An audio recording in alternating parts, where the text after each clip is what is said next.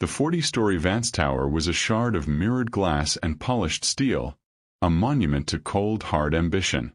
To the outside world, it was the dream, the pinnacle of innovation, the place where careers were made. But to the women who navigated its hushed, sterile corridors, it was a gilded cage, and its master, Alistair Vance, was the keeper of the key. The fear was a living thing. It didn't scream, it whispered. It was in the way a senior analyst's smile would tighten when Alistair entered the room. It was in the hurried click-clack of heels moving past the mahogany doors of his corner office. It was in the silence that fell over the open-plan floor when his personal elevator dinged. Everyone knew the stories. They were passed down like dark folklore from one generation of female employees to the next. A warning whispered in the bathroom stalls or over a tense, hurried lunch. There was Isabel. She had been the head of public relations, a razor-sharp woman with a mind for strategy that even Alistair admired. Her downfall began with a mandatory trip to the Milan office. Colleagues saw her at the airport, her posture rigid, her face a mask of dread. When she returned a week later, the light in her eyes was gone. She was quieter, paler. She flinched when the phone rang. Rumor was, Alistair had summoned her to his hotel suite every night under the guise of crisis management. The crisis, it turned out, was his uncontrollable interest in her. She was fired a month later for a strategic miscalculation that cost the company a minor client, a mistake no one who knew her believed she was capable of making. Then there was Chloe. Young, brilliant, and fresh from her MBA, she was thrilled to be his executive assistant. The intimidation started subtly. "That dress is a distraction, Chloe." But a pleasant one. Then it was the late nights. "Cancel your plans. This acquisition is critical. Order us dinner." And champagne. The final straw was the demand that came via encrypted message on a Sunday. A photo. Something personal. "To prove your loyalty is beyond this office." When she replied, confused, asking what kind of photo, the response was chillingly simple. "Don't be naive." Chloe didn't send a photo. She spent a sleepless night sobbing, terrified of losing the job her entire family was so proud of. The next morning, she was called into HR. Her access card was deactivated by noon. The official reason was failure to assimilate with company culture. The unofficial reason was her refusal to cross a line. The most devastating story, the one that truly cemented the terror, was of Sarah and her mother. Sarah had been a marketing prodigy, hired right out of college. Her mother, Eleanor, a seasoned financial controller, had joined Vance Innovations a year later, proud to work at the same prestigious company as her daughter. It was a dream scenario that curdled into a nightmare. Alistair, in his twisted sense of power, saw it as the ultimate conquest. He started with Sarah, pressuring her during a weekend retreat, telling her that her youthful energy was an asset he needed to tap into personally. When she, horrified, rebuffed him, he turned his attention to her mother. He called Eleanor into his office, implying that her daughter's stubbornness was jeopardizing both of their careers. He created a scenario of impossible pressure, making each woman believe she was protecting the other by enduring his special attention. They never spoke of it to each other, each bearing her private shame. But the strain was visible. Sarah lost weight. Eleanor's perfectly styled hair began to fray. They were seen crying separately in the stairwell. Finally, they both resigned on the same day, giving no notice. They left the city shortly after, their careers in tatters. The story was a ghost that haunted the office, a stark reminder that no one was safe. Alistair's power was so absolute he could shatter a family and face no consequences. The most insidious part of his strategy was the isolation. He made each woman feel she was the only one. He would imply that she was so special, so uniquely captivating, that he was risking his entire reputation for her. He created a warped bubble of intimacy that was, in reality, a prison. They didn't talk to each other because they were all trapped in their own private hell, each believing the others were the good, untouchable employees, while they alone were the object of his dangerous obsession. The fear of being fired was not just about losing a paycheck. It was about being blacklisted. It was about the shame of explaining to your family why you lost the opportunity of a lifetime. It was about Alistair's powerful lawyers and his vicious PR machine that could destroy any reputation that challenged his. So they stayed silent. They kept their heads down. They perfected the art of being present but invisible. And in his office, behind soundproof walls, the cycle continued, fueled by a power so corrupt it poisoned the very air they breathed. The king was on his throne, and his subjects were too terrified to speak the truth. Pamela Rossi stood across the street from Vance Tower, her neck craned so far back it ached. The building didn't just scrape the sky, it seemed to hold it up, a monolithic testament to a world she had only ever observed from a distance. The morning sun glinted off its mirrored surface, a blinding, cold beauty that made her heart hammer against her ribs. This was it. The first day of the rest of her life. Or so she desperately hoped. Her fingers, clutching the strap of her worn leather satchel, were icy despite the warm spring air. The satchel was her one concession to her old life, a familiar comfort amidst the new, intimidatingly expensive navy blue blazer and tailored trousers she'd bought for this day. She had practiced her walk, her handshake, her confident but not arrogant smile in the mirror for an hour. Now, facing the actual physical embodiment of her ambition, she felt all that practiced poise threatening to evaporate. She thought of her mother's voice on the phone last night, brimming with tears of pride. "My daughter at Vance Innovations. All your hard work, Cara, it's finally paying off." Pamela had swallowed the lump in her throat, the weight of that expectation settling heavily on her shoulders. Her work at the non-profit had been fulfilling, but it didn't pay the mounting medical bills for her father's treatments. This job, with its staggering salary, was a lifeline. Failure was not an option. Taking a deep, shuddering breath that did little to calm her nerves, she stepped off the curb and crossed the street, feeling as small and insignificant as an ant approaching a castle.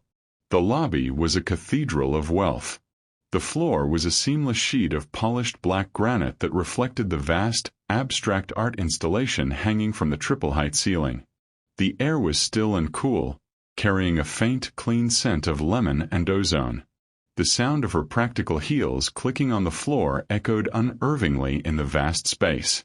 A security desk manned by 3 impeccably uniformed guards looked more like a command center. "Pamela Rossi," she said, her voice coming out as a reedy whisper. She cleared her throat and tried again. "I'm Pamela Rossi. It's my first day. I'm the new executive assistant to Mr. Vance." The head guard, a man with a face that looked carved from granite, scanned a tablet. His eyes flicked from the screen to her, and for a fleeting moment, Pamela saw something in his gaze. Not hostility, but a flicker of, what? Pity. Curiosity. It was gone before she could decipher it. "Of course, Ms. Rossi," he said, his voice a low, professional baritone. "Your access pass is ready. Penthouse floor elevator is to your right. It's biometric. Place your palm on the reader." The elevator was more of a glass-walled pod. As the doors slid shut with a hushed sigh, Pamela felt a wave of vertigo. The lobby floor dropped away, and the city sprawled beneath her, a breathtaking but dizzying panorama. The ascent was silent and swift, a journey into the clouds. This was a world away from the cramped, noisy, plant-filled office of her old non-profit, where the elevator groaned and often got stuck between floors. The doors opened not into a reception area, but directly into the heart of Alistair Vance's domain. The penthouse floor was an expanse of breathtaking minimalism. One entire wall was a single curved pane of glass, offering a 180-degree view of the city and the river beyond. The furniture was sparse and sculptural, all sharp angles and muted grays. The silence here was deeper, more profound than in the lobby, broken only by the faint, rhythmic tap-tap-tapping of a keyboard. A young woman with a severe black bob and a headset looked up from a sleek, minimalist desk. She was impeccably dressed, her makeup flawless, but her eyes were tired, the skin around them tight with a stress that no amount of concealer could fully hide. This was Lena, the junior assistant Pamela was replacing. Pamela Rossi. Lena asked, though it wasn't really a question. Her smile was a brief, professional twitch of her lips that didn't reach her eyes. "I'm Lena. I'm to get you settled before my transfer to the Singapore branch." The way she said transfer sounded like escape. Lena's efficiency was a whirlwind. She handed Pamela a tablet already synced to her profile, a security badge, and a thick binder labeled Protocols. She showed her the coffee machine that cost more than Pamela's first car, the conference room with a table so long it seemed to vanish into the horizon, and finally pointed to a set of imposing dark wood double doors. "His office," Lena said, her voice dropping instinctively. "You only enter when summoned, or if the red light above the door is off, indicating he's not in. Never, ever just walk in." Pamela nodded, the rule etching itself into her mind. As Lena continued the tour, Pamela became acutely aware of the other people on the floor. A woman in a chic pencil skirt hurried past, her gaze fixed straight ahead, refusing to make eye contact. Another, older woman was arranging flowers on a side table with trembling hands. When she saw Pamela looking, she offered a weak, nervous smile before quickly looking down. The air was thick with an unspoken tension. It was in the way people moved, purposefully but quietly, as if afraid to make too much noise. It was in the lack of casual chatter, the absence of laughter. This was the most prestigious address in the corporate world, but it felt more like a library during final exams, if the final exam was your entire life and career. During a moment alone while Lena took a call, Pamela slipped into the lavish restroom. She braced her hands on the cool marble sink, staring at her reflection in the mirror. Her face was pale, her eyes wide. "You can do this," she told herself. "It's just a job. He's just a man. A powerful, terrifying, billionaire man who controls your financial future." She jumped as the main door to the restroom opened. It was the woman with the trembling hands from earlier. "Hello," Pamela said, offering a genuine, friendly smile, desperate for a human connection. The woman flinched, as if the sound was a gunshot. She looked at Pamela, really looked at her, and her expression was a complex mix of sadness and warning. "You're the new one," the woman whispered, her voice barely audible. She glanced nervously at the door. "Just be careful. Keep your head down. Do your work and go home." "Be careful of what?" Pamela asked, her brow furrowed in confusion. But the woman just shook her head, a frantic, fearful motion. She hurried into a stall and locked the door, leaving Pamela alone with the echo of her cryptic warning and a cold knot of dread tightening in her stomach. What had she walked into? This wasn't just corporate pressure. This was something else. Something dark. The morning passed in a blur of onboarding modules and setting up her workstation. At precisely 12:05 p.m., Lena stood up. "My time is up. I have to catch my flight." "Good luck, Pamela," she said. And for the first time, her gaze held Pamela's for a full second. The message in her eyes was clear and stark. "You're going to need it." And then she was gone. The click of the elevator door signaled Pamela's official isolation. She was alone. The new executive assistant to Alistair Vance. The silence of the penthouse floor pressed in on her, suddenly heavy and ominous. She was staring at the dark wood doors of his office, her heart thundering a frantic rhythm against her ribs, when a soft electronic chime broke the silence. A green light glowed above the door. The silence after the chime was absolute. Pamela's breath hitched, her entire body tensing like a bowstring. This was it. The moment she had been simultaneously anticipating and dreading since she accepted the job. The darkwood doors seemed to grow taller, more imposing, as if they were the gates to a fortress she was both trying to enter and desperately wanted to flee. She had rehearsed this 100 times. A crisp professional. "Good morning, Mr. Vance. Pamela Rossi, your new assistant. It's a pleasure to meet you." But now, with the reality of his presence just beyond that door, the words felt like ash in her mouth. The door handle turned with a soft, precise click. He didn't burst through. He emerged. Alistair Vance moved with a languid, predatory grace that was both mesmerizing and unsettling. He was taller than she had imagined from his press photos, his shoulders broader, his presence more physically overwhelming. He was dressed not in a formal suit, but in dark, impeccably tailored trousers and a simple black cashmere sweater that clung to his lean frame. It was a look of casual, effortless power, the kind that didn't need to announce itself. He wasn't looking at her. His head was slightly bowed, his attention on the sleek, black phone in his hand, his brow furrowed in concentration. The air around him seemed to crackle with focused energy. "Lena," he said, his voice a low, resonant baritone that vibrated through the quiet room. It wasn't a shout. It was a command, expecting immediate compliance. "I need the Singapore projections on my desk in 5 minutes. And cancel my lunch with the—" He finally looked up. His eyes, a piercing crystalline blue that she had seen described in magazines as ice or Arctic steel, found hers. And everything stopped. The sentence died on his lips. The focused annoyance on his face melted away, replaced by an expression of pure, unguarded shock. It was as if he had been walking through a monochrome world and had suddenly stumbled into a burst of vibrant, unexpected color. Pamela felt pinned under his gaze.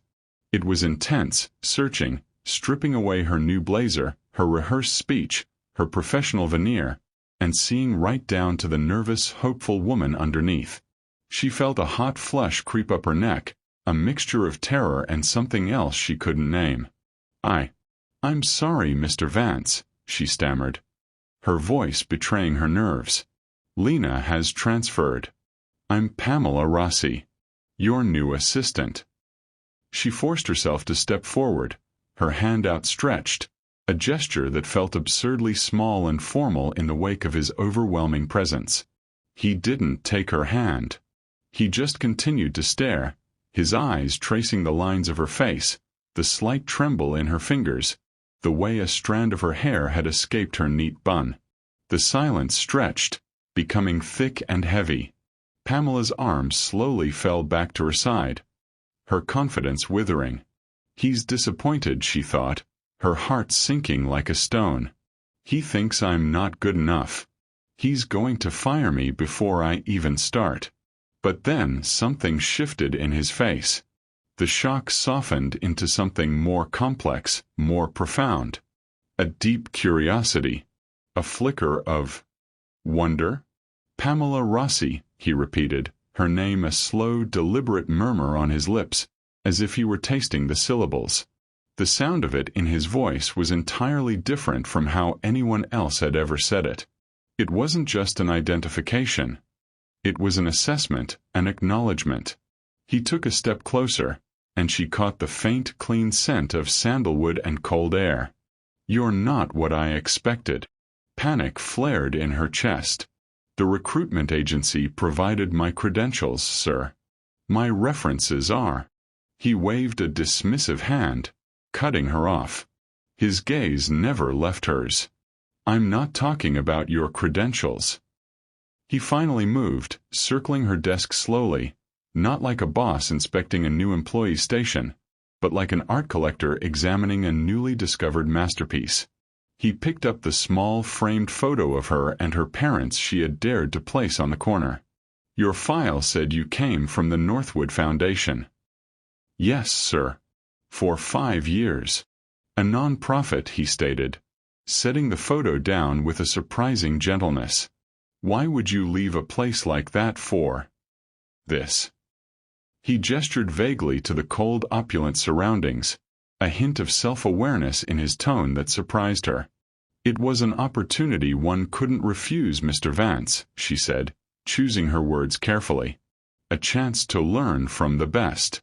To be part of something on a global scale. He stopped his circling and stood directly in front of her. His full attention focused on her once more.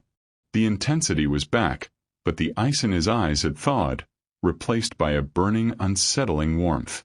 Global scale, he mused, a slow, genuine smile touching his lips for the first time. It transformed his face, erasing the harsh lines of power and revealing a handsomeness that was far more dangerous than his scowl.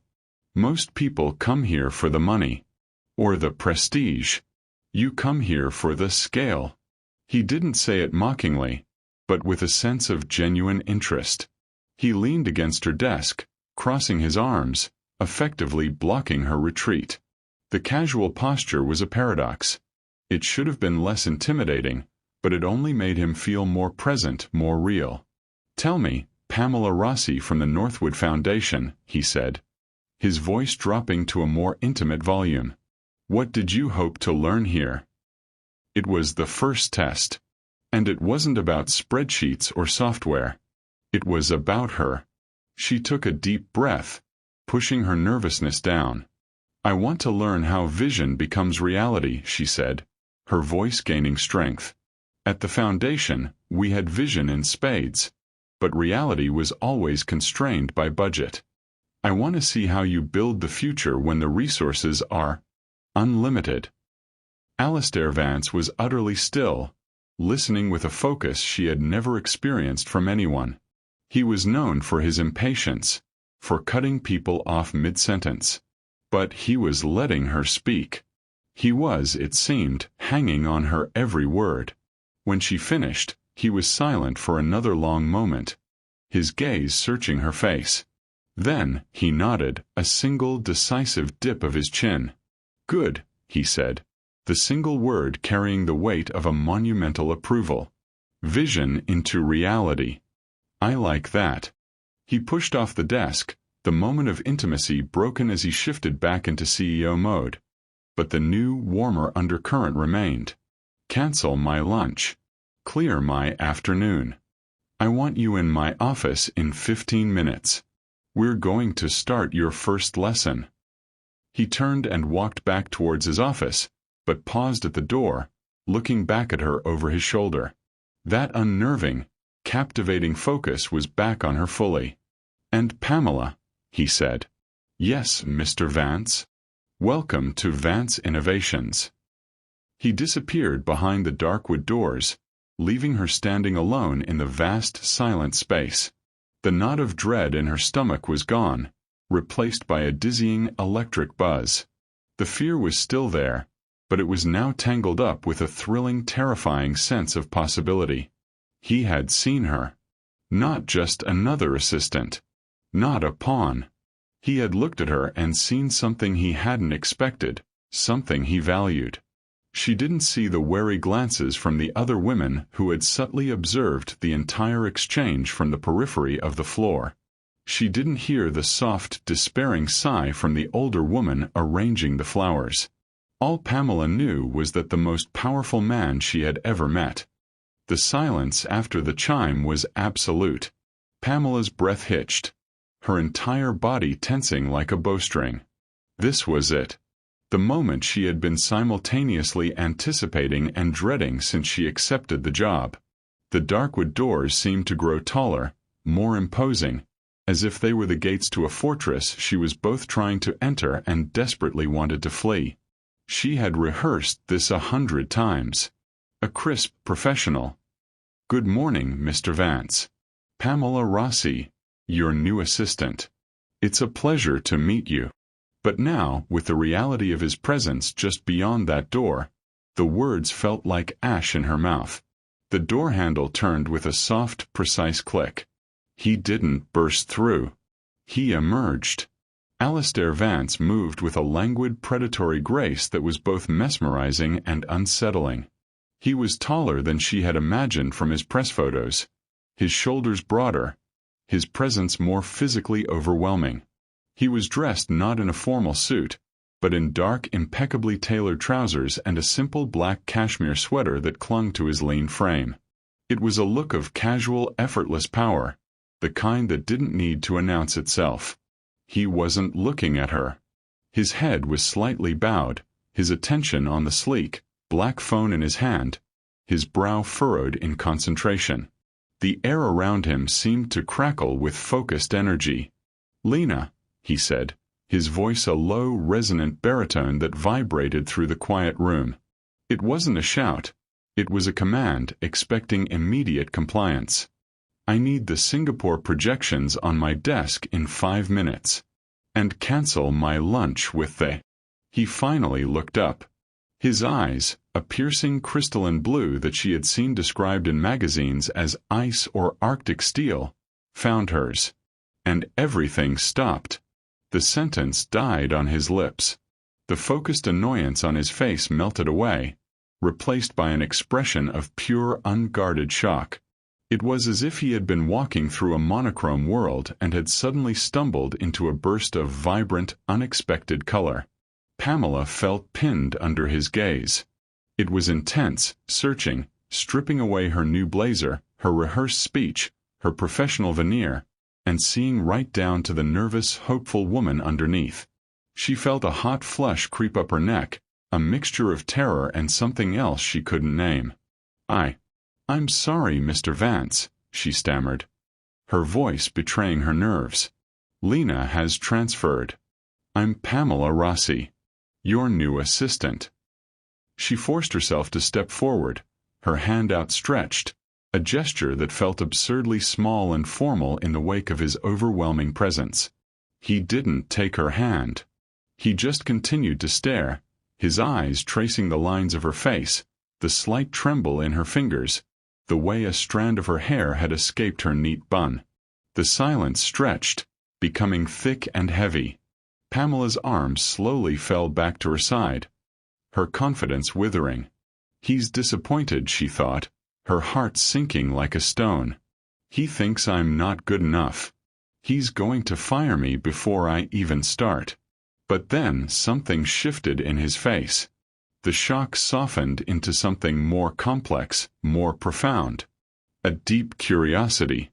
A flicker of wonder. "Pamela Rossi," he repeated, her name a slow, deliberate murmur on his lips, as if he were tasting the syllables. The sound of it in his voice was entirely different from how anyone else had ever said it. It wasn't just an identification. It was an assessment, an acknowledgement. He took a step closer, and she caught the faint, clean scent of sandalwood and cold air. "You're not what I expected." Panic flared in her chest. "The recruitment agency provided my credentials, sir. My references are—" He waved a dismissive hand, cutting her off. His gaze never left hers. "I'm not talking about your credentials." He finally moved, circling her desk slowly, not like a boss inspecting a new employee station, but like an art collector examining a newly discovered masterpiece. He picked up the small framed photo of her and her parents she had dared to place on the corner.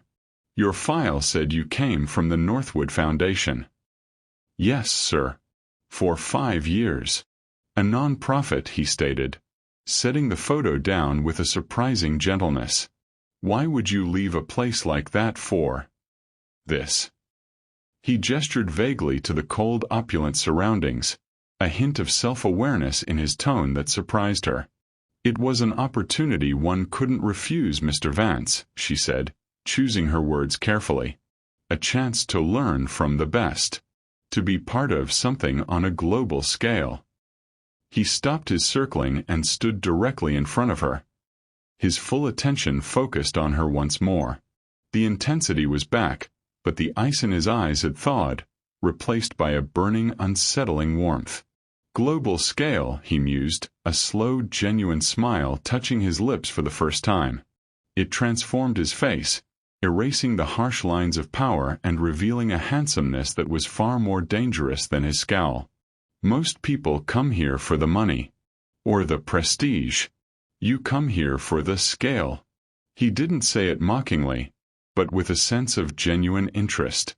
He leaned against her desk, crossing his arms, effectively blocking her retreat. The casual posture was a paradox. It should have been less intimidating, but it only made him feel more present, more real. "Tell me, Pamela Rossi from the Northwood Foundation," he said, his voice dropping to a more intimate volume. "What did you hope to learn here?" It was the first test. And it wasn't about spreadsheets or software. It was about her. She took a deep breath, pushing her nervousness down. "I want to learn how vision becomes reality," she said, her voice gaining strength. "At the foundation, we had vision in spades, but reality was always constrained by budget. I want to see how you build the future when the resources are unlimited." Alistair Vance was utterly still, listening with a focus she had never experienced from anyone. He was known for his impatience, for cutting people off mid-sentence. But he was letting her speak. He was, it seemed, hanging on her every word. When she finished, he was silent for another long moment, his gaze searching her face. Then, he nodded, a single decisive dip of his chin. "Good," he said, the single word carrying the weight of a monumental approval. "Vision into reality. I like that." He pushed off the desk, the moment of intimacy broken as he shifted back into CEO mode. But the new, warmer undercurrent remained. "Cancel my lunch. Clear my afternoon. I want you in my office in 15 minutes. We're going to start your first lesson." He turned and walked back towards his office, but paused at the door, looking back at her over his shoulder. That unnerving, captivating focus was back on her fully. "And Pamela," he said. "Yes, Mr. Vance. Welcome to Vance Innovations." He disappeared behind the dark wood doors, leaving her standing alone in the vast, silent space. The knot of dread in her stomach was gone, replaced by a dizzying, electric buzz. The fear was still there, but it was now tangled up with a thrilling, terrifying sense of possibility. He had seen her. Not just another assistant. Not a pawn. He had looked at her and seen something he hadn't expected, something he valued. She didn't see the wary glances from the other women who had subtly observed the entire exchange from the periphery of the floor. She didn't hear the soft, despairing sigh from the older woman arranging the flowers. All Pamela knew was that the most powerful man she had ever met had looked at her, and for the first time since she'd entered this building, she didn't feel invisible. She felt chosen, and she had no idea how dangerous that feeling truly was. The 15 minutes passed in a frantic blur. Pamela's hands trembled slightly as she navigated the complex digital calendar, sending polite but firm cancellations for a lunch with a senator and a mid-afternoon call with a foreign dignitary. Each click felt audacious, a testament to the staggering level of trust, or whim, Alistair Vance had just placed in her. The buzz of his voice, the intensity of his gaze, still hummed under her skin. "He saw me," the thought repeated, a thrilling, terrifying mantra. Precisely 14 minutes and 50 seconds after he'd issued his command, she stood before the dark wood doors. She smoothed her blazer, took a steadying breath that did little to calm her racing heart, and knocked twice, firmly. "Enter." His voice was muffled by the door, but the command was clear. She pushed the heavy door open and stepped into the lion's den. Alistair Vance's private office was less a workspace and more an observatory. The curved wall of glass was even more breathtaking up close, making the city below look like a living, breathing circuit board. The room was sparsely furnished, a vast, empty desk made of a single slab of obsidian, 2 low-slung leather chairs facing the view, and on the far wall, a single large screen displaying flowing real-time data streams. He wasn't at his desk. He was standing by the window, his back to her, a silhouette against the immense skyline. "Close the door, Pamela." She did, the soft click of the latch sounding like a gunshot in the silence. She stood awkwardly just inside the room, unsure of the protocol. He turned slowly. The focused intensity from their first meeting was still there, but it had softened into something more contemplative. He gestured to one of the leather chairs. "Sit, please." She moved to the chair, perching on the edge of the buttery soft leather, her posture rigid. He took the other chair, not behind his desk, but beside her, positioning them as equals before the panoramic view. "You said you wanted to learn how vision becomes reality," he began, his gaze fixed on the horizon. "Most people think it's about money. It's not. It's about will. The ruthless, unflinching will to impose your idea onto the world, regardless of the cost." He spoke quietly, but every word carried immense weight. "The money is just a tool, a consequence. This," he gestured to the cityscape, "is not a sign of success. It is a byproduct of a particular state of mind." He turned his head, and his blue eyes pinned her in place. "What is your state of mind, Pamela?"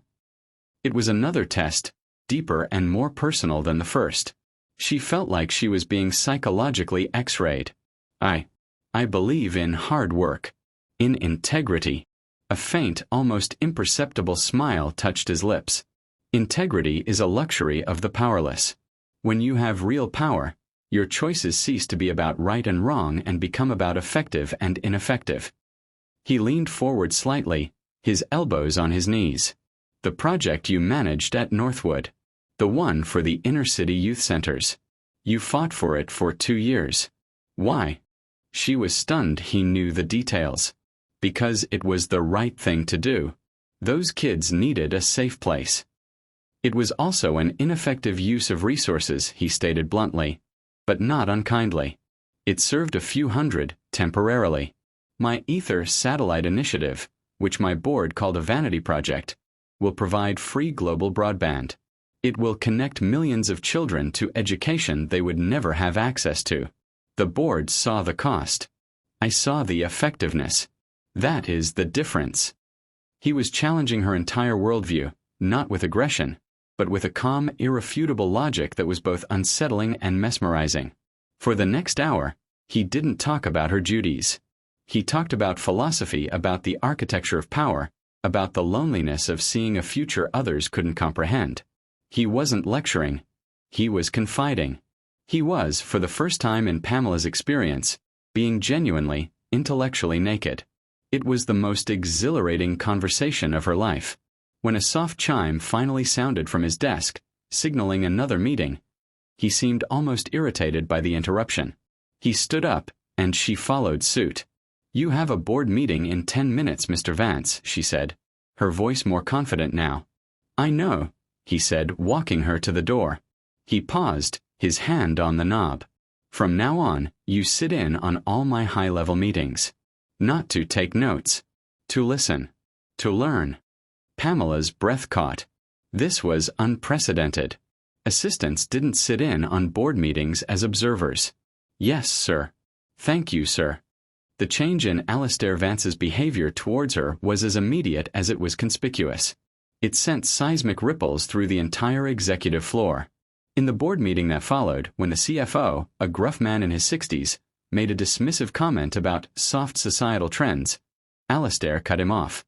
"Pamela," he said, his voice cutting through the tension, "you come from the non-profit sector.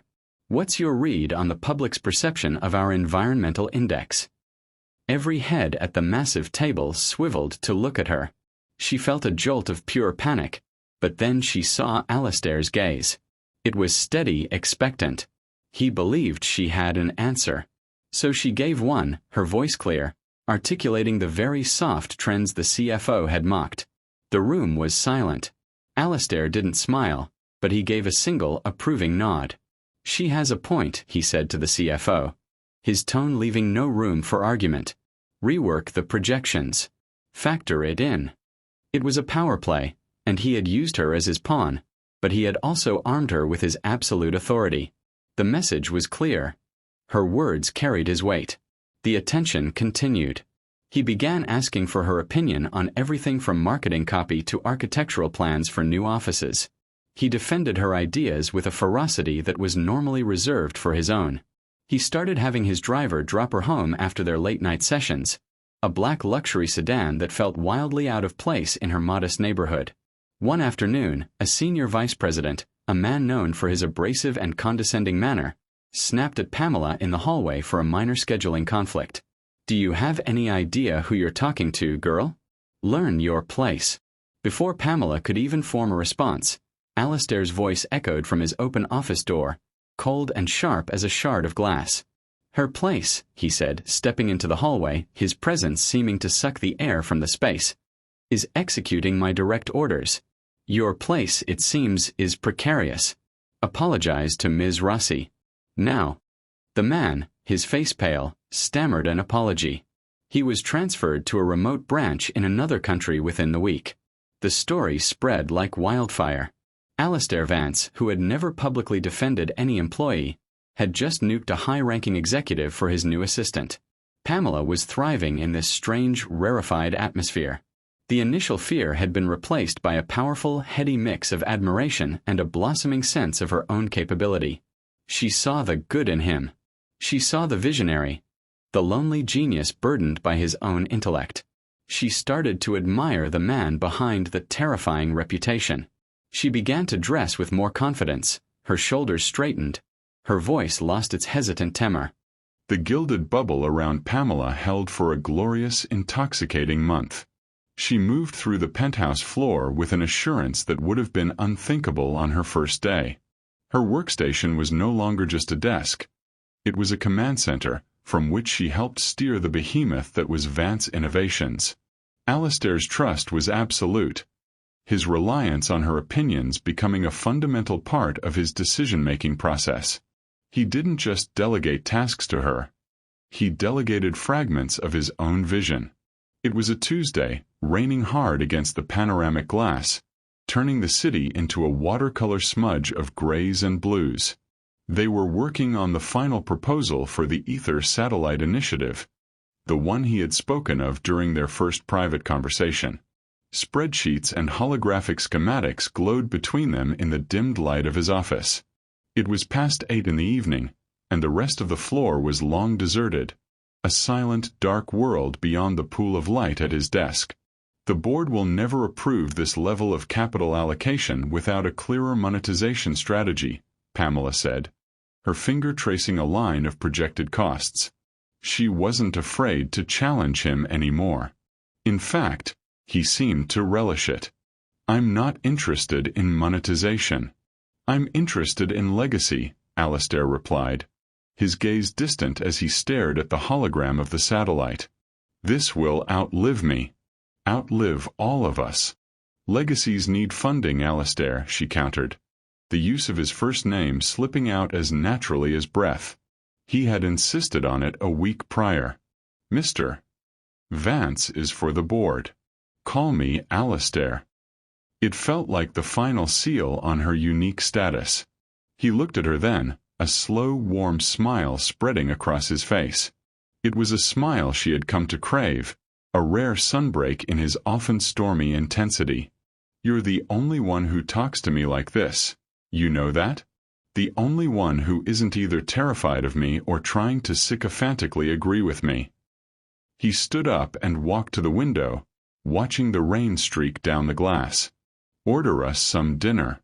The usual place. Let's finish this tonight." Pamela's heart gave a little leap. These late nights were her favorite part of the job. The professional pretense would fall away, and they would just talk about everything. She felt like she was seeing the real man, the one hidden beneath the billionaire CEO. "Of course," she said, reaching for the phone.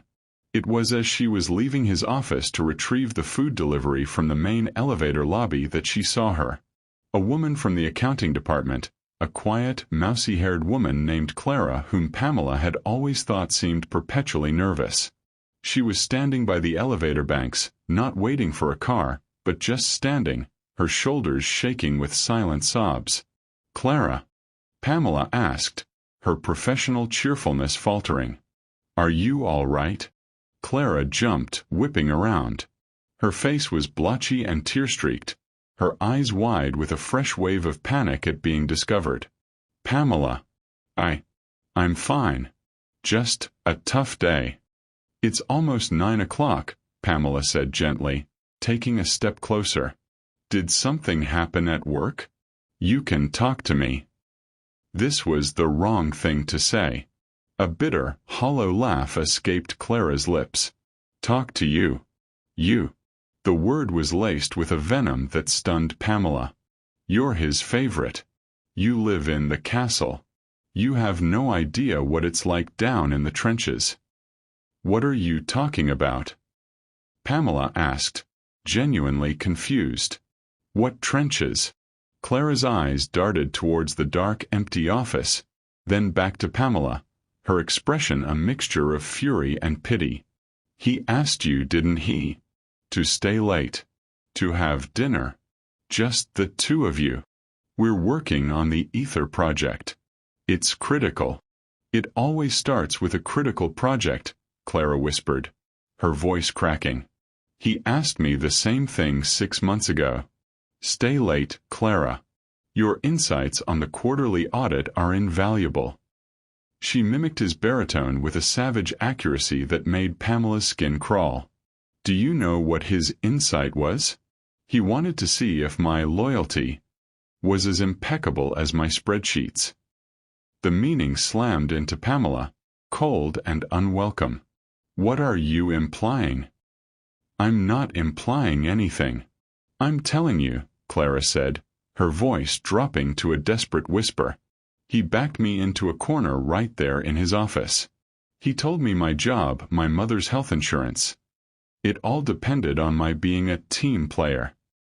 He put his hand on my waist and I froze. I just stood there and cried. Pamela felt the world tilt. The polished granite floor seemed less solid. No, she breathed. That's not. He wouldn't. You're misunderstanding. Misunderstanding. Clara let out another broken laugh. Ask Sarah. Ask Isabel. They're not on extended sabbatical. They're hiding, Pamela. They're broken. He gets bored. He discards them. And he's been different with you, we've all seen it. It's made him bolder with the rest of us again. He thinks he can have it all. His perfect, shiny new obsession, and his distractions. The elevator dinged, signaling the arrival of their dinner. Clara flinched as if she'd been shot. Just be careful, she hissed, the fight draining out of her, replaced by the familiar cowering fear. You think you're special. They all thought they were special, too. She hurried away, disappearing into the dark stairwell, leaving Pamela alone in the lobby. The delivery man, holding a bag of gourmet food, looked at her expectantly. Pamela took the bag with numb fingers, her mind reeling. Lies. It has to be lies. Jealous, bitter lies. Clara was unstable. She was misinterpreting a friendly gesture. Alistair was intense, yes, but he was respectful. He had never, not once, been anything but professional with her. More than professional, he had been a mentor, a friend. But as she walked back into the warm, lit office, the memory of her first day surfaced, sharp and unwelcome. The older woman's warning, the fearful glances, Lena's desperate escape to Singapore. The stories she had dismissed as office gossip began to rearrange themselves in her mind, forming a pattern she had been willfully blind to. Alistair was standing by the desk, a glass of water in his hand. He took one look at her face and his smile faded. Pamela. What's wrong? You're pale. She forced a smile, her stomach churning. It's nothing. Just a long day. She held up the food bag, a flimsy shield. Dinner's here. He studied her for a moment too long, his blue eyes missing nothing. The warmth in them seemed to recede, replaced by a flicker of analytical coldness. He was sensing a shift in her, a crack in the perfect facade of devotion he had built around her. Good, he said, his voice neutral. Let's eat. Then we'll get back to work. But the magic of the evening was gone. As they sat down with their food, the conversation was stilted, forced. Pamela could only pick at her meal, Clara's tear-streaked face and desperate words echoing in her ears. She watched Alistair as he talked about satellite trajectories, and for the first time, she saw not a visionary, but a predator. The possessive way his eyes lingered on her felt not like admiration, but like ownership. The way he had defended her from the VP felt not chivalrous, but territorial. The bubble, for the first time, had not just cracked. It had sprung a devastating leak, and the cold, dark truth was rushing in. The gourmet food turned to ash in Pamela's mouth. Each bite was a struggle, each swallow a conscious effort against the nausea churning in her stomach. Alistair's voice, once the sound of thrilling intellectual discovery, now felt like a monotonous drone. He was detailing the satellite's communication array, but all Pamela could hear was Clara's broken whisper. They all thought they were special too. She watched his hands, elegant and precise as he gestured at the holographic schematics. Were these the same hands that had cornered Clara? That had reduced sharp, capable women to sobbing wrecks in the stairwell? The thought was so vile, so dissonant with the man she thought she knew, that her mind recoiled. "You're quiet tonight," Alistair remarked, setting down his fork. His gaze was heavy upon her, no longer warm but assessing, like a scientist observing an anomaly in a petri dish. "I'm just tired," she deflected, forcing herself to meet his eyes. "It's a lot to take in." "The weight of legacy is never light," he said, a phrase that would have filled her with a sense of shared purpose just hours before. Now it sounded arrogant, deluded. What was his legacy, really? A tower of glass and a trail of shattered lives? The rest of the evening passed in a torturous blur. Pamela feigned a headache, and Alistair, after a long, penetrating look that made her skin prickle, finally allowed her to leave. The moment the elevator doors closed, she slumped against the wall, her breath coming in ragged gasps. The pristine, silent cab felt like a prison transport. The following days were a masterclass in psychological torment. Pamela moved through her duties with robotic efficiency, her smile a strained mask. Every interaction with Alistair was now filtered through a lens of terrifying suspicion. When he praised her work, she wondered if it was the prelude to a demand. When his hand brushed against hers while passing a tablet, she flinched, a reaction she saw him note with a slight narrowing of his eyes. When he asked her to stay late again, her heart hammered against her ribs like a trapped bird. She made an excuse about a family obligation, the first lie she had ever told him. A dark cloud passed over his face so quickly she thought she might have imagined it, but the chill it left in the air was real. She started really looking at the other women. She saw the way they averted their eyes when Alistair walked past, the way their laughter died the moment he entered a room. She saw the resigned set of a junior designer's shoulders when he summoned her to his office for a briefing. The woman emerged 20 minutes later, her face pale and drawn, refusing to meet anyone's gaze. Pamela's conscience, once so soothed by his attention, now screamed at her. She was complicit. Her privileged position, her special status, was a weapon he used against the others. She was living proof that compliance was rewarded, that resistance was futile. She was the shiny object he dangled to show what could be theirs if they just yielded. The breaking point came on Friday. A bouquet of flowers arrived at her desk, a breathtaking arrangement of rare midnight blue orchids. The card was in his bold, slashing handwriting. "For your insights on ether. And for your company." A month ago, this gesture would have thrilled her. Now it felt like a brand. She looked up and caught Clara's gaze from across the floor. There was no anger in it now, only a profound, weary sadness. Then Clara looked away. That was it. The last thread of her denial snapped. She waited until Alistair was in a closed-door video conference with Tokyo. Her hands trembled as she typed. her fingers clumsy on the keyboard. To Clara Henshaw. Subject: Can we talk? The reply was almost instantaneous. Meet me in the west stairwell. Floor 12. 5 minutes. The west stairwell was rarely used, a concrete and steel spine running through the opulent building. It was cold and echoed with the distant hum of machinery. Clara was already there, leaning against the wall, her arms wrapped tightly around herself. "I knew you'd come around," she said, her voice flat. "They always do." "Is it true?" Pamela's voice was a raw whisper. "Everything you said?" "It's worse," Clara replied, her eyes glistening. "He doesn't just fire them. He destroys them. He has contacts everywhere. He makes sure they can't get another job in the industry. He calls it managing liabilities." Sarah tried to get a job at a small startup. Vance Innovations acquired it the next week just to fire her. She works at a coffee shop now. Pamela felt the world drop out from under her. The sheer, malicious cruelty of it was beyond her comprehension. This wasn't just a powerful man with a flawed moral compass. This was a monster. "We have to do something," Pamela breathed. "We have to go to the board.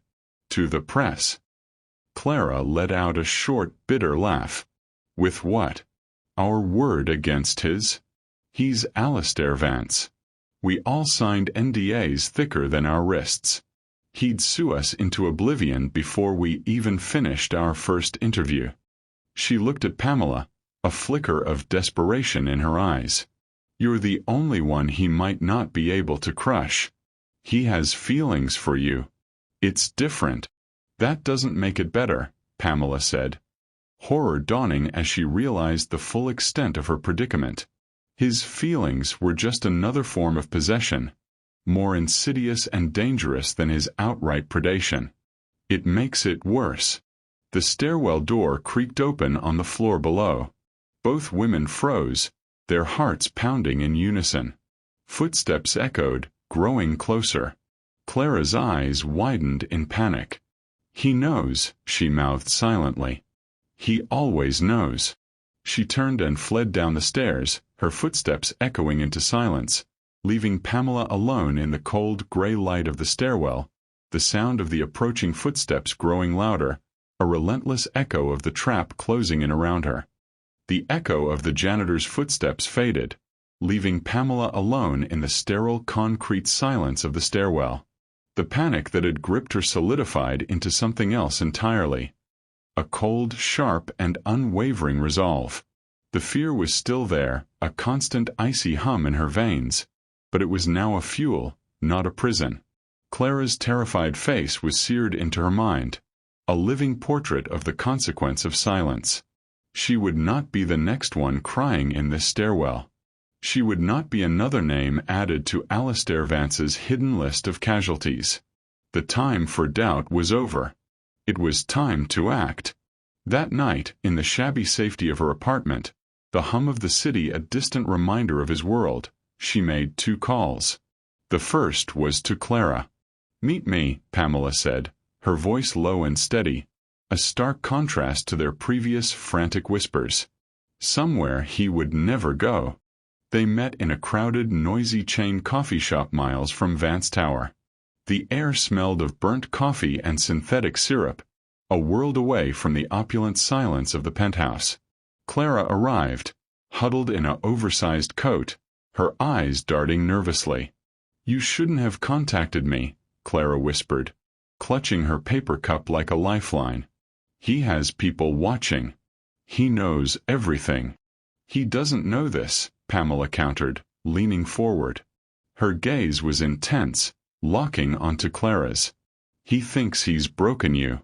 He thinks he's broken all of you. But he hasn't. Not yet. I need you to trust me." She laid out the bare bones of her plan. Not the details, not yet, but the intent. "We're going to get him, Clara. But I can't do it alone. I need to know you're with me." Clara stared into her coffee, Her shoulders slumped. How? With what? Our word against his? He'll destroy us. We're not going to use just our words, Pamela said. We're going to use his. The second call was to Diana Moss. Getting her private number had taken some digging, but the journalist's voice on the other end was sharp and alert when Pamela identified herself. Pamela Rossi, Diana said, her tone a mix of curiosity and caution. Alastair Vance's new golden girl. I've been wondering when you'd call. I'm not his golden girl, Pamela stated, her voice firm. I'm a witness, and I need your help to make sure people listen. They met the next day in Diana's cluttered, book-filled apartment. Diana was a woman in her 40s with shrewd eyes and an air of relentless energy. She listened without interruption as Pamela laid out everything. The whispered stories, Clara's confession, the pervasive culture of fear, and Alastair's chilling possessive focus on her. He's careful, Pamela finished. He never says anything explicitly illegal in an email or text. It's all in the tone, the implication, the requests behind closed doors. Diana nodded slowly, a grim smile on her face. Men like him always are. They believe their own power is a soundproof room. They forget that walls have ears. She leaned forward. You're in a unique position. He trusts you. He's let you into his inner sanctum. That gives you access no one else has had. We need to plant ears in that sanctum. With Diana's underworld connections, forged from years of investigating the powerful, they acquired the tools. They were terrifying in their simplicity and power. A pen camera with a 4K lens that could live on her desk, a custom-made button for her blazer with a microscopic audio recorder, and a USB wall charger with a hidden pinhole camera, indistinguishable from the real thing. Holding the innocuous-looking charger in her hand, Pamela felt the weight of what she was about to do. This was no longer just about survival. It was a declaration of war. The following 2 weeks were the most psychologically grueling of Pamela's life. She had to become an actress of the highest caliber, replaying the part of the devoted, admiring assistant. She soothed Alastair's flickering suspicions with practiced ease, her smiles and attentive nods a carefully constructed performance. Inside, she was a coil of tension, but on the surface, she was calm, efficient, and loyal. She made sure the pen was always on her desk, angled perfectly towards the sitting area where he held his most private conversations. The blazer button was her constant companion. Her mission was to be present, to be a fly on the wall to capture the pattern. The evidence began to mount, each recording a sickening brick in a wall of proof. She captured him with a young intern from the graphic design team. Your portfolio is impressive, Maya. Alastair's voice was a smooth, predatory purr on the audio file. But in a company like this, talent is only half the battle. It's about connection, loyalty. I need to know I can rely on you beyond the 9 to 5. Perhaps we can discuss your future over a private dinner tonight. The intern's hesitant, terrified mumble of assent was followed by the sound of her rushed escape. She captured him with a senior project manager, a woman in her 30s named Brenda. Your ambition is intoxicating, Brenda. It reminds me of myself at your age, he said. Pamela, listening through her earpiece from her desk, felt a chill. But to reach the next level, you need to be more personally invested in your boss's success. My success is your success. We should be a team in every sense of the word. Don't you agree? The silence that followed was more damning than any scream. It was a pattern of psychological rape, a systematic dismantling of their professional worth and personal boundaries. He was a master of coercion, never explicitly demanding sex, but making it terrifyingly clear that their careers, their financial stability, their very futures, were currency to be traded for his favor. But Diana was firm. This is powerful, Pamela. It shows the culture, the abuse of power. But a prosecutor will want more. They'll want to see it. We need him to cross a line that is undeniable. We need to catch him in the act of physical coercion. The opportunity came on a rainy Thursday afternoon. Alistair had been in a foul mood all day, and the accounting department had borne the brunt of it. Pamela saw the email summon Clara to his office, and her blood ran cold. This was it. The leak he was furious about was a fiction, a pretext he often used to intimidate. Her hands were ice cold, but her movements were precise. She entered his office under the guise of delivering updated reports. "Your 3 o'clock with Clara Henshaw is here, Alistair," she said, placing the files on his desk. He didn't look up from his screen, his jaw tight. "Send her in. And hold all my calls." As she turned to leave, she casually unplugged his phone charger from the wall socket near the leather couch and replaced it with their custom USB camera, ensuring the pinhole lens had a clear view of the entire seating area. It was a brazen, breathtakingly risky move, performed in plain sight. Her heart hammered against her ribs so violently she was sure he could hear it. She gave him a final, calm nod and left, closing the door behind her. She didn't return to her desk. Instead, she slipped into the supply closet next to his office, the one with the flimsy wall through which she could sometimes hear muffled voices. She pulled out her phone, opening the live feed from the USB camera. The video was crystal clear. She put in her earpiece, the audio crackling to life. She heard Clara enter, her footsteps hesitant. "You wanted to see me, Mr. Vance?" "Sit down, Clara." The audio captured the rustle of clothing, the soft groan of leather as Clara sat on the couch. Alistair began pacing in front of her, his voice a low, controlled thunder. "There's a discrepancy in the quarterly reports. A leak. I don't tolerate disloyalty, Clara." I don't know what you're talking about, sir. I've handled everything by the book." "The book?" He stopped pacing, his frame looming over her in the video feed. "I am the book, Clara. Your continued employment here is a chapter one can choose to end at any moment. Your mother, her medical bills, that expensive private clinic. It would be a shame if that had to change." Pamela watched the screen, her hand clamped over her mouth. Clara was crying now, soft, helpless sobs. "Please, Mr. Vance. I need this job. You know I do." "I know," his voice dropped, becoming intimate and threatening. "I know everything. And I know that you've been talking to my assistant. Spreading lies." He moved closer, sitting on the edge of the couch beside her, invading her space. "We need to re-establish trust, Clara. You need to prove your loyalty to me, personally."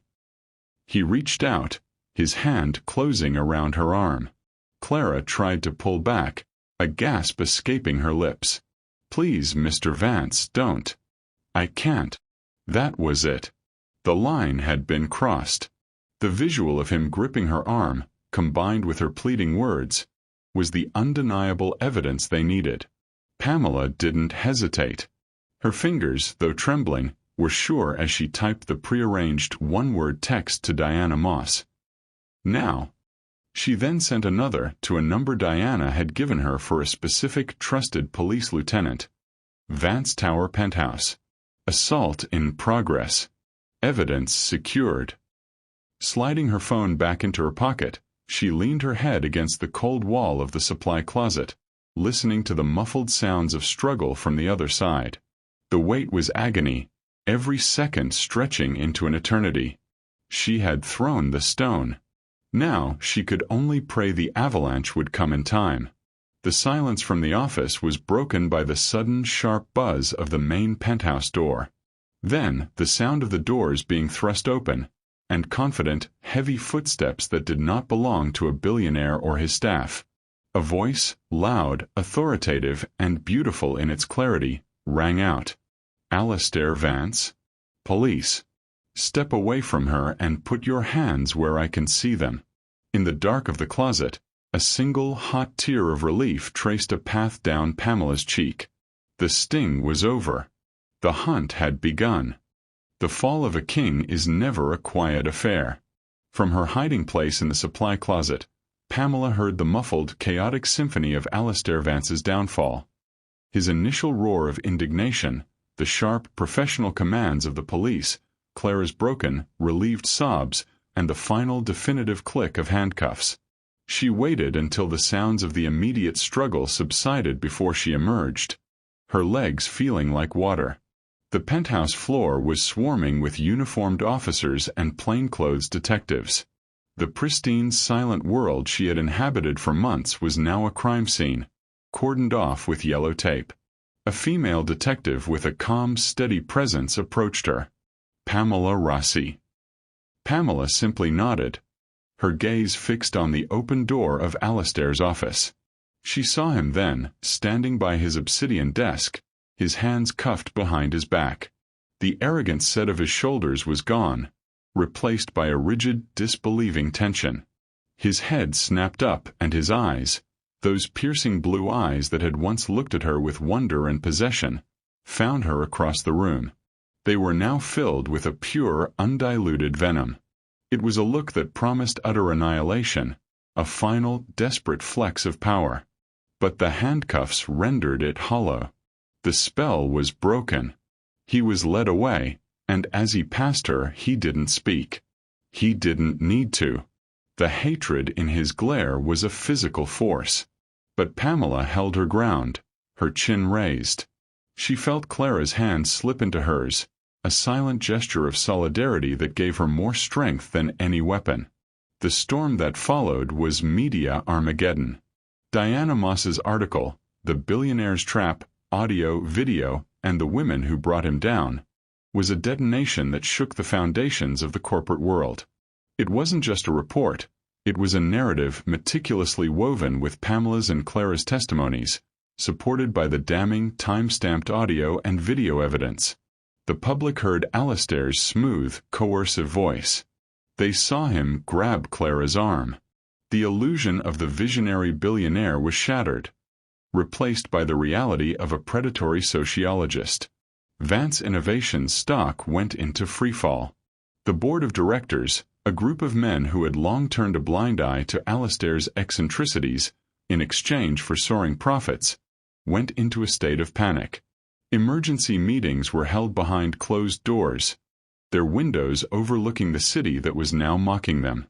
It was in the midst of this chaos that a new figure emerged from the shadows. Lucas Vance had always been the ghost in the machine, the forgotten son. While Alistair had basked in the spotlight, Lucas had built his own, quieter tech empire on the other side of the country, known for its ethical practices and collaborative culture. He was everything his brother was not. A few years younger, he had his brother's height and strong jawline, but where Alistair's features were sharp and calculating, Lucas's were softer, his eyes a warmer, kinder shade of blue, often crinkling at the corners as if from frequent, genuine smiles. He arrived at Vance Tower not with an entourage, but with a single briefcase.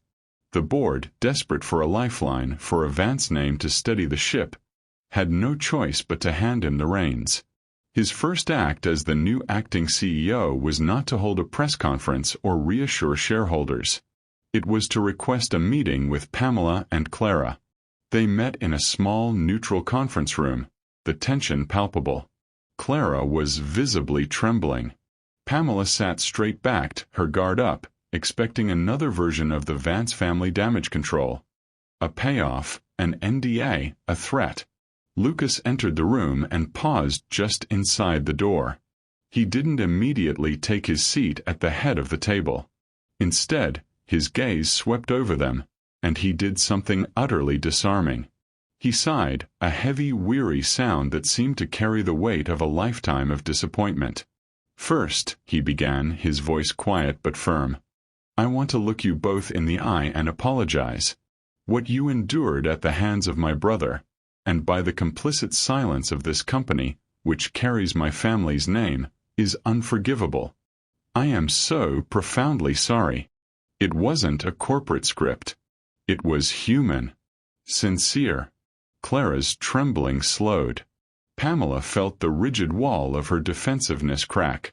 He listened for the next 2 hours. He didn't interrupt, he didn't make excuses, he didn't glance at his phone. He just listened as they detailed the culture of fear, the specific incidents, the psychological torment. He took notes, his expression growing increasingly grim. When they finished, he closed his notebook. "Thank you," he said, his voice thick with emotion. "Thank you for your courage. It's a courage this company has lacked for a long, long time."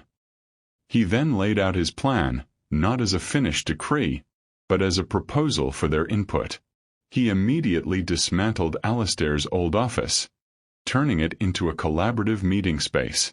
He instituted a revolutionary, third-party-owned whistleblower system that guaranteed anonymity and protection. He established a zero-tolerance harassment policy with mandatory, company-wide training, starting with the board itself. Then he turned to Pamela. "Ms. Rossi, the board sees you as a liability. I see you as this company's only hope for a future.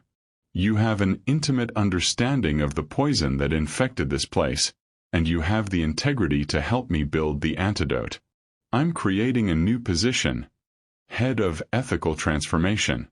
I can't think of anyone better to lead it. I'm not asking for an answer now. Just think about it." He left the room, leaving them in stunned silence. Clara looked at Pamela, her eyes wide. "Is this real?" Pamela watched Lucas's retreating back through the glass wall. For the first time since she'd walked into Vance Tower, she felt a flicker of something she had almost forgotten.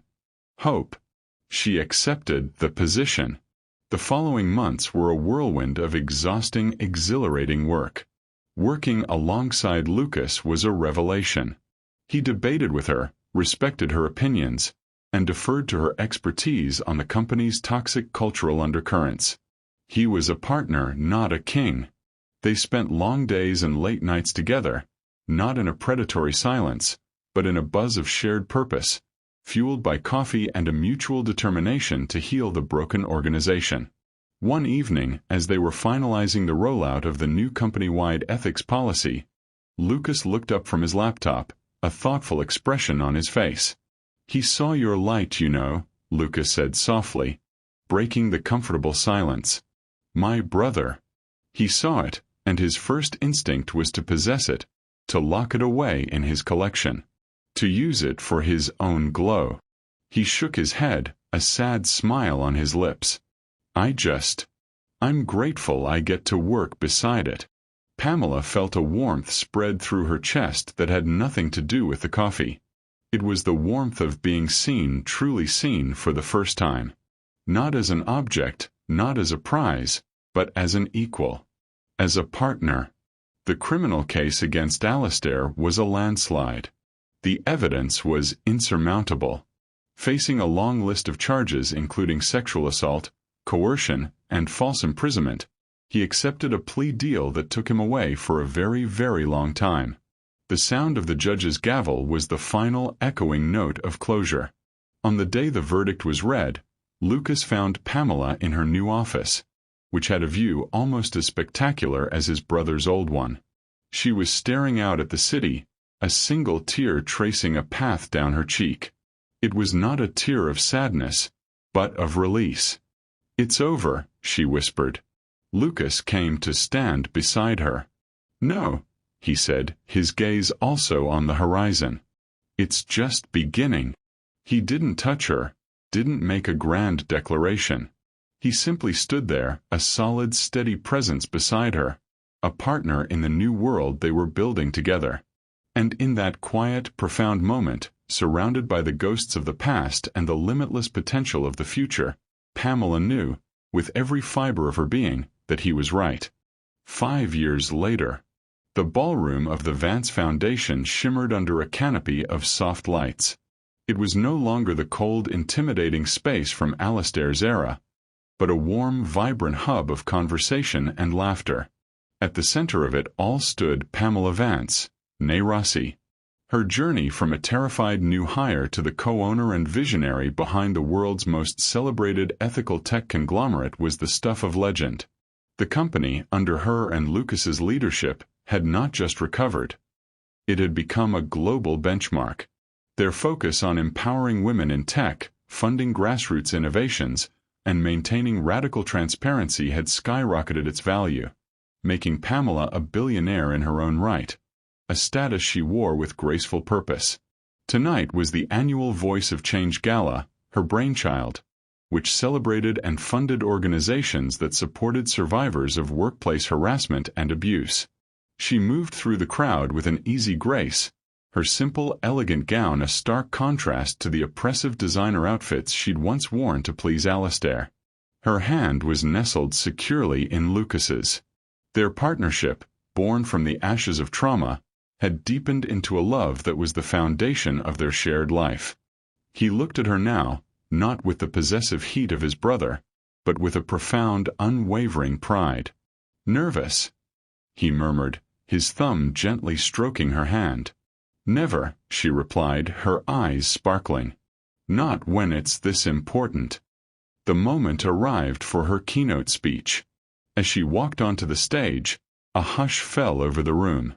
She stood at the podium, the same woman who had once trembled before a set of imposing office doors, now commanding the respect of a global audience.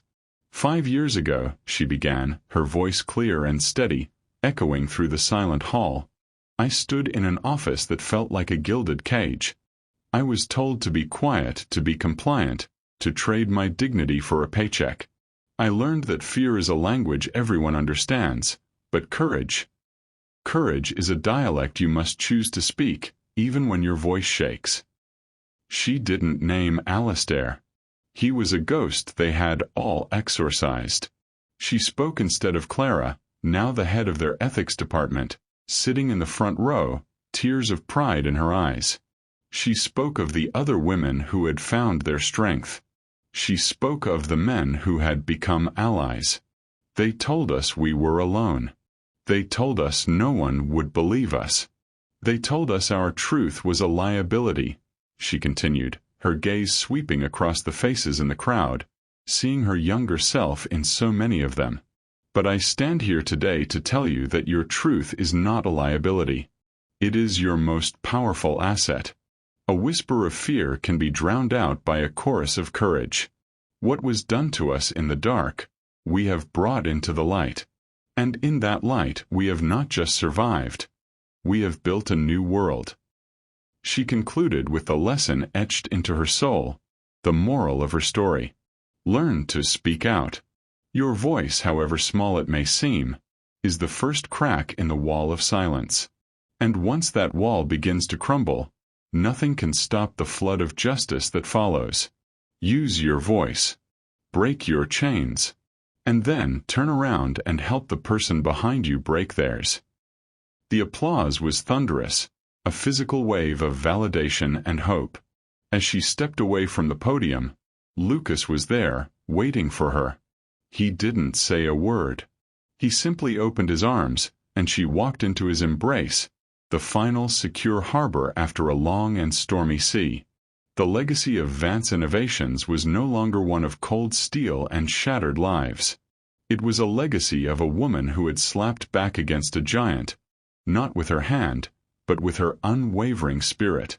It was a legacy of a love that healed, and a chorus of voices that would never ever be silenced again.